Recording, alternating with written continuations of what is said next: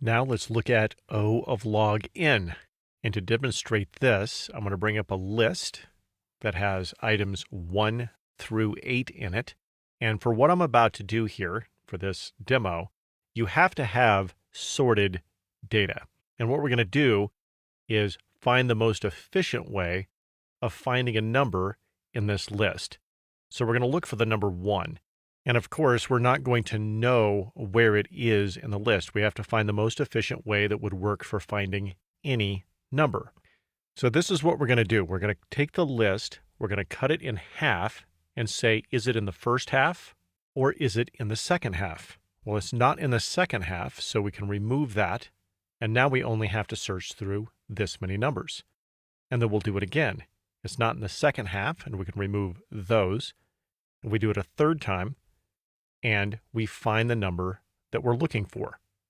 So let's bring all of these numbers back and count how many steps we had to find the item that we were looking for.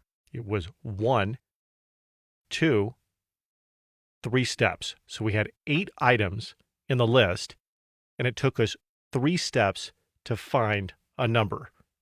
And it just so happens that 2 to the third power is 8. So we're not going to get heavy into the math and logarithms and things like that. We're just going to do something basic here, but I'm going to take this equation here and turn it into a logarithm. 2 to the third power equals 8 is the same as saying log sub 2 of 8 equals 3. Okay, so let's put this back again and watch how all the numbers move.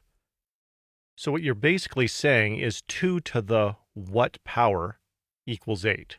2 to the what power equals 8. Well, it's 2 to the third power.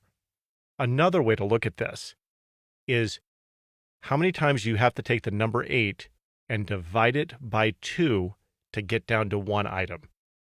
And that is 3 times. But the real power of this is when we have very large numbers. Let's say we have log sub 2 of this number. This is over 1 billion.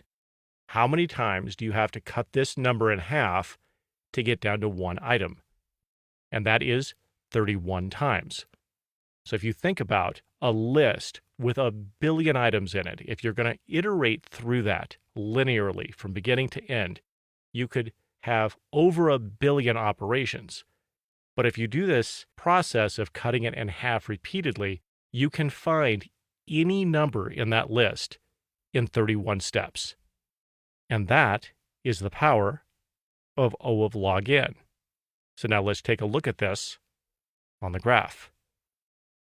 You can see that it is very flat, very efficient, not as flat as O of 1, of course, but it is far more efficient than O of n or O of n squared.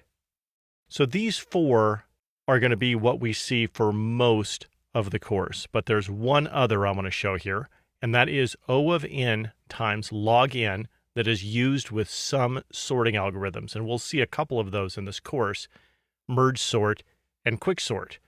And this is the most efficient that you can make a sorting algorithm. Now, there are some sorting algorithms that can sort just numbers that are more efficient than this, but if you're going to sort various types of data, you're going to sort strings, this is the most efficient that you can make a sorting algorithm. But for the rest of the course, other than those sorting algorithms, these will be the 4 that we see. All right, that is our overview of O of log n.